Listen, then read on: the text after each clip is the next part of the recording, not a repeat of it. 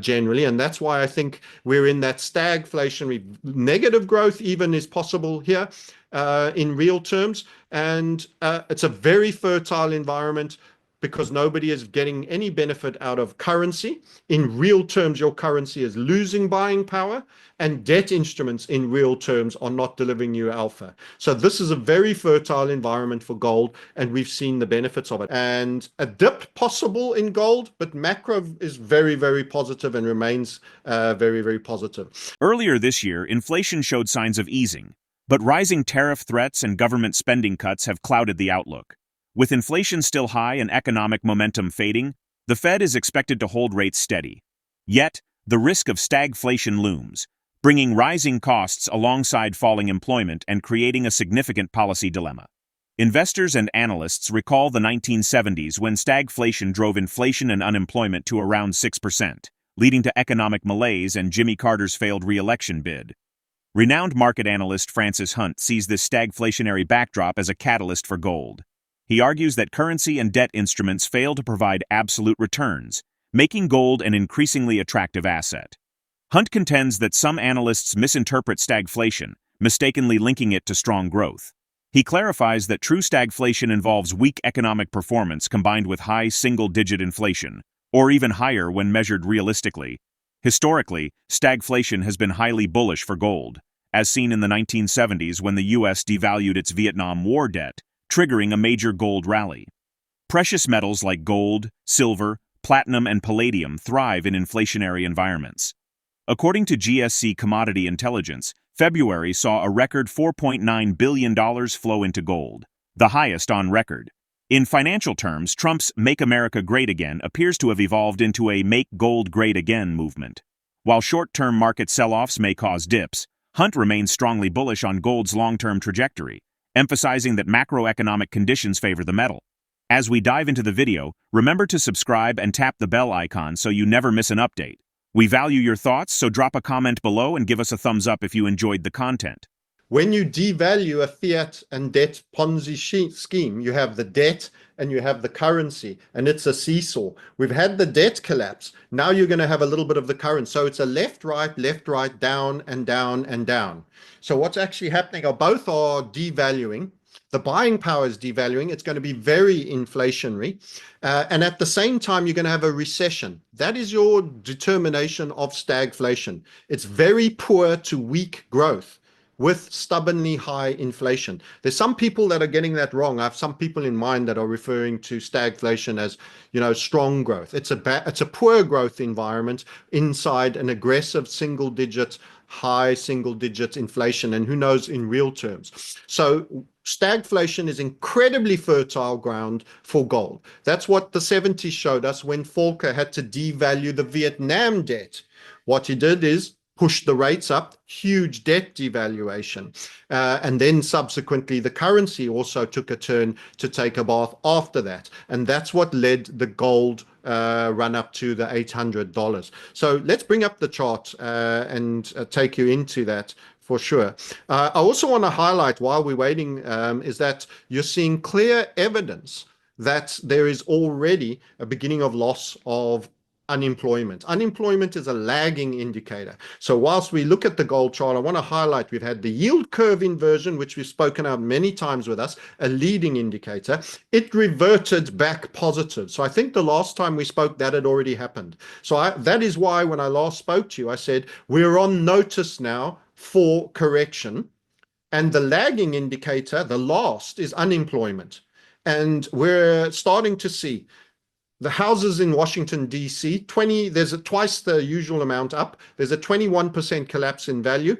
And on the airlines, government travel has been cut by 50%, and that's knocked on to around a 20% reduction in revenue in certain cases, leading to a halvening of the earnings per share.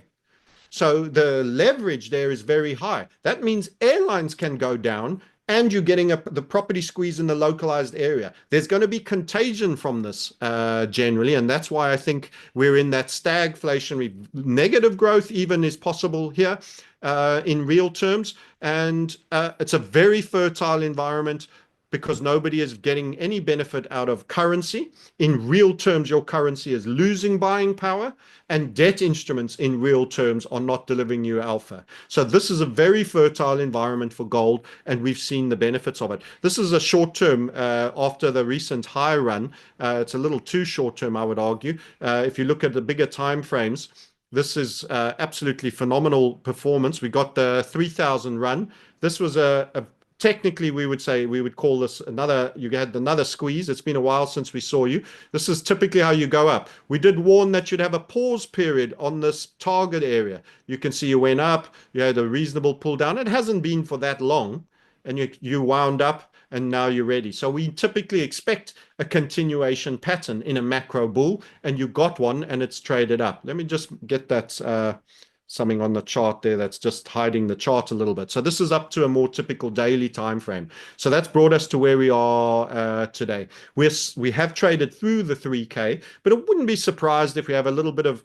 footsie and messing around on the 3K. The way they can pull us back from the 3K, that remains possible, because as I say, the 2.9 was a very key level. Even though you went a little bit higher, it wouldn't shock me, is recession, because then everything sells off. Anything that's not nailed down to the floor can sell off.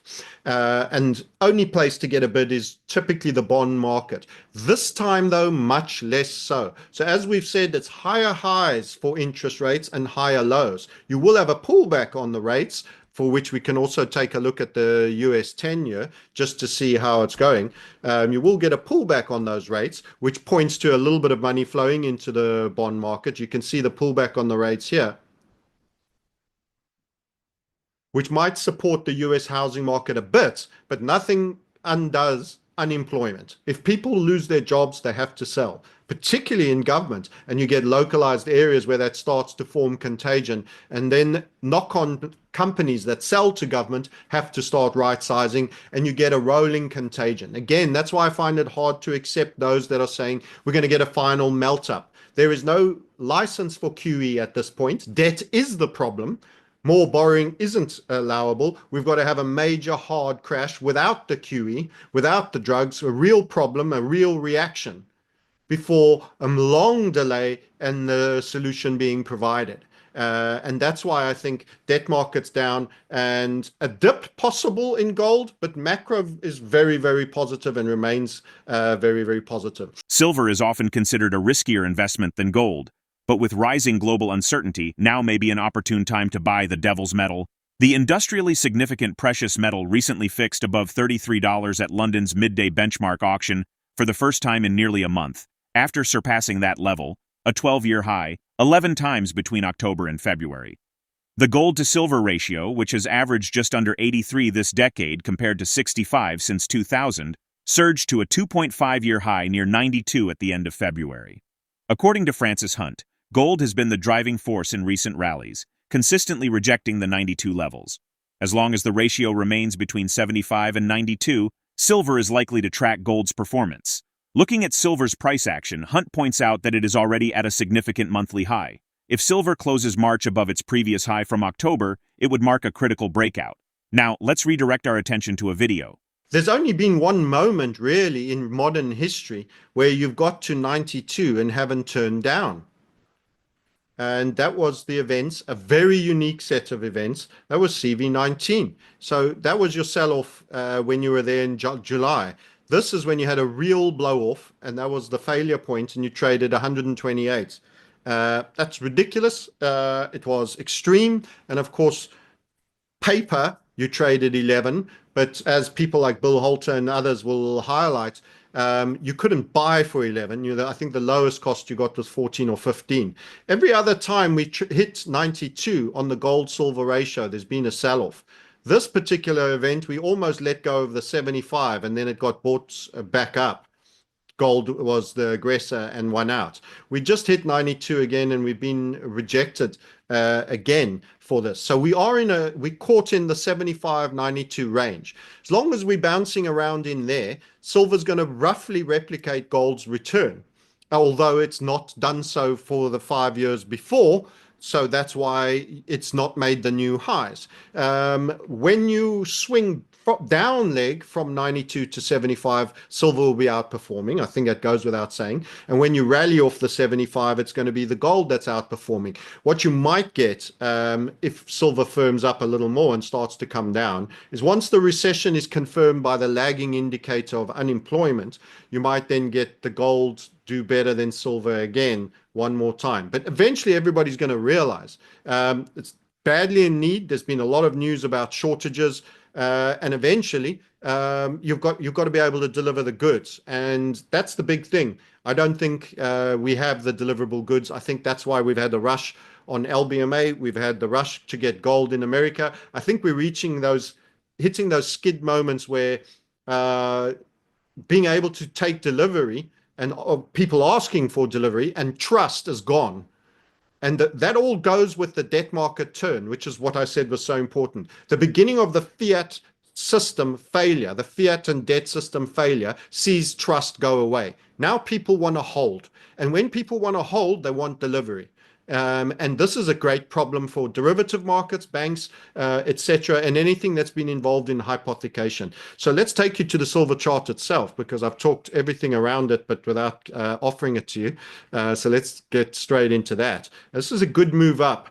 And I like to look at it on a bigger time frame as well, because what I'll be highlighting to you is that actually on the weekly and even more on the monthly, we're at a monthly current high. When we made the most recent high back in October, we didn't close anywhere near the high. We closed at 32.8. We are above this. So at a candles chart level, we're already above this if we were to close the month here. Now there's another 13 days of March, 14, I would say, but there's some weekends in there as well. So there's not too many more triggering trading days. But if we close here or above, we'll actually be making a new monthly high. And it's how you close in a time period that really matters, because the previous time you were rejected. Rather than stimulating the economy, recent policies, such as tariffs, tax cuts, and spending reductions, fuel concerns of both a recession and stagflation, where rising prices persist without economic growth. This mirrors the challenges of the 1970s when stagflation led to economic stagnation and political turmoil. Historically, gold has performed well in such conditions, serving as a reliable safe haven asset. With uncertainty mounting, demand for tangible assets grows, solidifying gold and silver as essential hedges against economic instability. Are we heading toward a repeat of the 1970s stagflation? Or is this a different economic cycle? In economic uncertainty, do you prefer holding cash, stocks, or precious metals? Feel free to share your thoughts in the comments. If you found this content helpful, give it a thumbs up and remember to subscribe to stay updated. Thank you for being a part of this journey with us.